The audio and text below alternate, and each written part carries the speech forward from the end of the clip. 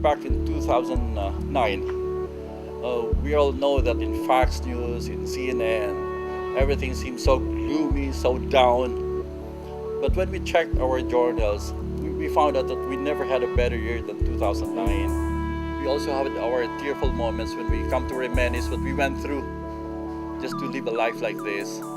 About 7 years ago, we were into the business of making Christian novelty products.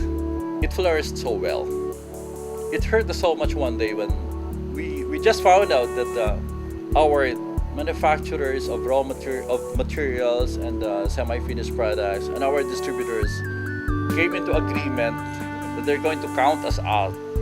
I literally came to them begging for mercy. But he just declared that, you know, Gerry, if we keep on buying from you, we're losing about 25% of our profit. We're just in the business of making money. And we started to lose everything. We didn't have money even for tricycle fares. And almost everything of material value we have to let go just for us to be able to survive. When we lost everything, we had nothing but God's word. When the situation was getting out of hand in Cavite, where we had to take temporary shelter when all was taken or lost from us, getting out of hand because it came to the point that our landlord would bang our gate and hand me a rifle. While he holds another rifle and tell me, "Patayan na lang tayo. We just want you out of our property." When that incident happened with the landlord, I told my family, no, this is it. We have to stand on God's word. We're going to move out of Cavite. We're moving in to Las Piñas again. And they said, how are we going to do that? We didn't have money. We had a friend, it's just a new associate, and she witnessed what was happening. And she was horrified and pitied us. And that night, she was the one who couldn't sleep. So without hesitation, that lady came back to us at noontime, the following day, and handed us with 20,000 pesos. And when I arrived in Las Piñas, in the house that we so liked, while our stuff was still sprawled all over, I told my wife, I have to go out. Where are you going? I'm going to make money. All I had was about 12 bottles of virgin coconut oil. And I told her, I'm going to peddle this. I'm going to be back with the sale. And so, when I came out, the very first door, the very next neighbor, I knocked and I said, "Good afternoon, I'm Gerry, I'm your new neighbor." And you know, yeah, and what do you do? I'm a vendor for virgin coconut oil. Fine. Welcome. Okay, that's all. And so I have to knock the next door and do the same thing. It was so hard to sell it, but somehow I was able to sell it. Until we had quite an inventory already.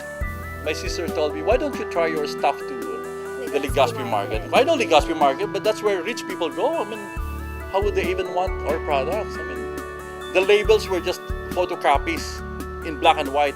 I bought 4 garbage bags. That's where I put our stuff in, And he would have a hard time getting a ride because the bus drivers or taxi drivers would think that he's carrying garbage, of course. When I got to the market, sobrang lakas ng loob. And I was given this table and I was told, this is the form for you to be registered, and would you please give a check or cash of 6,000 pesos as deposit for your rental.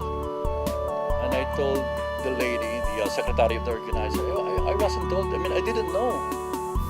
And she was scratching her head, not knowing what to do.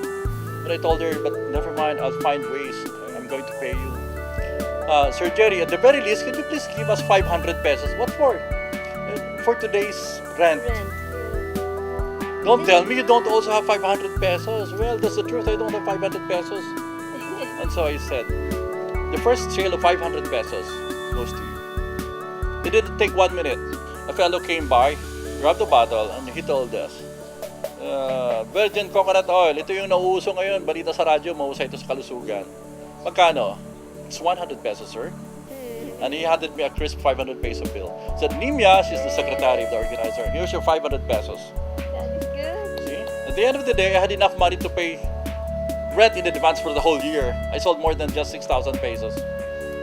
So from a very, very humble beginning, we now have offers of serious offers of other companies who are offering to buy us out in figures by the tens of millions. But of course, it's more than just business. It's a life story. The business is just a catalyst to see how God would redeem you from the pit to a very glorious state.